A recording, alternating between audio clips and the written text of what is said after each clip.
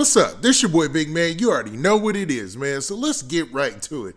Okay, so today we're going to be talking about this NBA Youngboy situation. Everybody knows by now that NBA Youngboy got arrested while he was in Los Angeles, right? Now, NBA Youngboy got arrested due to a felony warrant for, him allegedly carrying a weapon as a convicted felon, right? Now, more information has come out in the news and media saying that NBA Youngboy has actually gotten approved for bond. So he's going to be released on bond according to an internet attorney, a guy he goes live about a lot of different cases. And we're going to get to all that. And we're going to actually talk about the paperwork that surfaced online as far as NBA's case is concerned. Now, NBA Youngboy is facing some serious charges, but it looks like he's doing everything in the right direction to make sure that he can at least fight this from home. Now, there were rumors of this being a RICO case, and that went away, but there's some things that are lingering there that might have to still keep people's eyes open. Now, before we get to the specifics, do me a favor. Make sure you hit that like button, make sure you hit that subscribe button, and man, let's get it. Okay, now that we got that out of the way, let's talk about this NBA Youngboy situation. So there's an attorney or a lawyer, whatever you want to call it, and his name is Mohammed Gangant, this guy right here. And basically, he went online and he did a video talking about the facts in NBA Youngboy's case out in California. Now, NBA Youngboy, if you want to look, man, he's actually being held by the MDC Los Angeles there. If you looked at the Bureau of Prisons, for, federal inmates or whatnot. And his case is being tried at the Central California Central Federal Court or something like that. And basically it looks like they've approved him of going on bond or getting bail. Now, according to this attorney, Mohammed Gangant, and I'm pretty sure I'm pronouncing his name wrong because just by the spelling, I could tell it's some type of French on there or whatever. But we're going to leave that at what it is. Now, according to him, he's saying that NBA Youngboy was granted $540,000 bond. And in order for him to get this bond, he actually had to put up some houses as well. Now, both of the properties are worth an estimated $1.5 million in excess or whatever that means. And then also he says that NBA Youngboy would have to wear an ankle monitor, but he wouldn't be on house arrest. So, I mean, that's good news. That means that he would actually be able to make some money and still be able to go out there and get bread. And we know NBA Youngboy doing the show is big money, man. That's not for play. If he can do shows, he can really make up some ground as far as, building up his money so that way he can fight this case.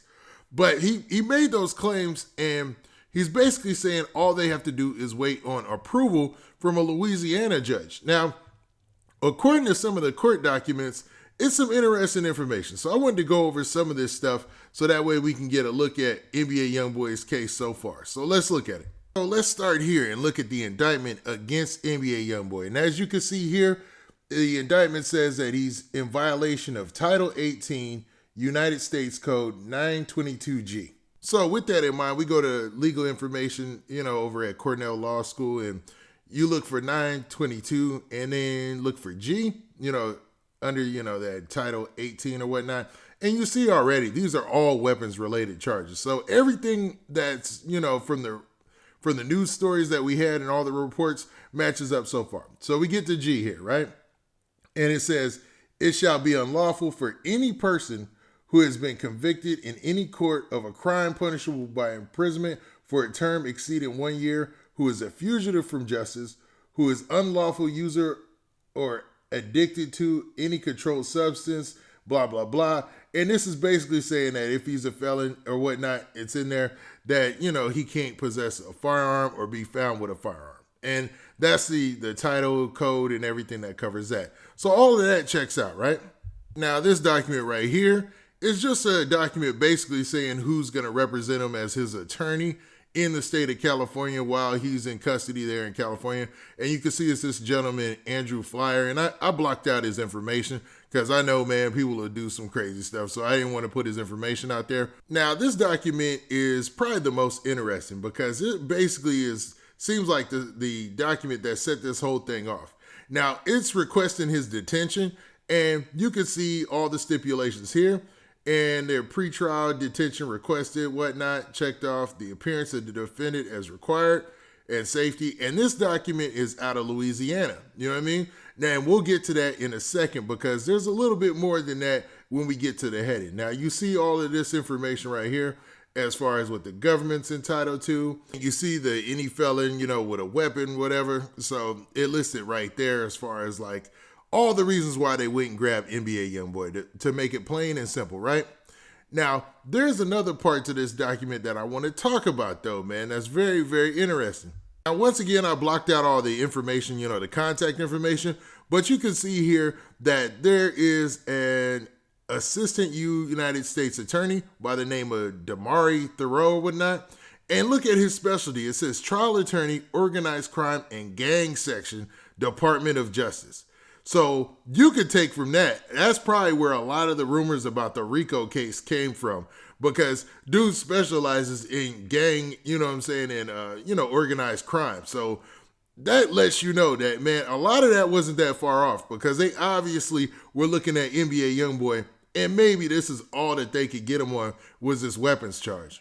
Okay, so finally, let's talk about this order staying bond right here. And basically, if you look at this document, man, and I'm going to hold it here for a while, it just goes to describe, who the defendant is, NBA Youngboy, his real name or whatnot.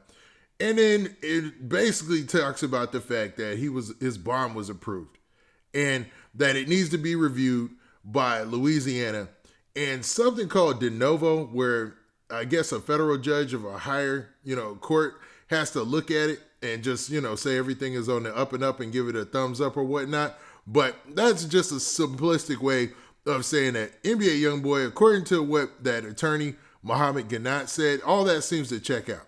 Now, what I don't see is the amounts that he was talking about, like the $500,000 or $540,000 and the 2 properties that he had to put up. But this is definitely an official document showing that the magistrate judge there had approved NBA Youngboy for bond. So that's good news for him and his team, because a lot of people were worried about the fact that when they first caught him, he went and tried to do the run, man. He went on a chase and they had to catch him. And usually, according to a lot of the sources online and people, who cover these type of cases, because I'm not one of those channels that does case by case information and breakdown, but according to those folks, man, usually when you run like that, it's a bad situation for you when you try to get bail.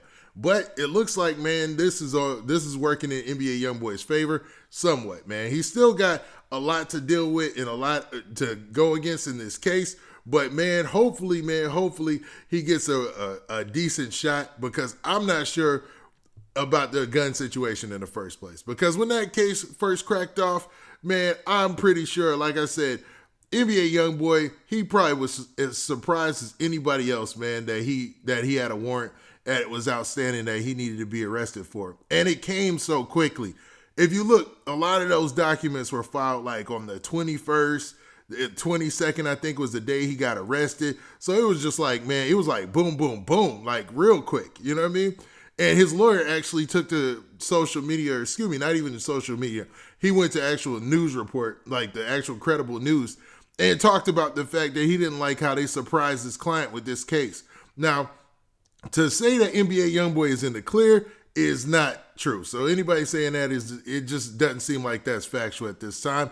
But it does seem like he got a little bit of good news in this situation, even though he still has a fight on his hands. Now, what do you guys think, man? Do you think NBA Youngboy is still got like that RICO thing hanging over his head? Or they're obviously looking at him for K-Trey and BBG and TBG and all them because of things in the past? Or do you think that, man, this is just an individual situation that NBA Youngboy is going to have to face on his own and probably doesn't have anything to do with his affiliations with his groups and music connections, you know what I'm saying, out there? Now, with that, this has been your boy Big Man. Make sure you hit that like button, make sure you hit that subscribe button, and make sure you hit that notification bell so that way you get a notification every time I drop this hot content, and we out of here. Peace. Oh, and if you made it to this far in the video, make sure you hit that like button. Peace.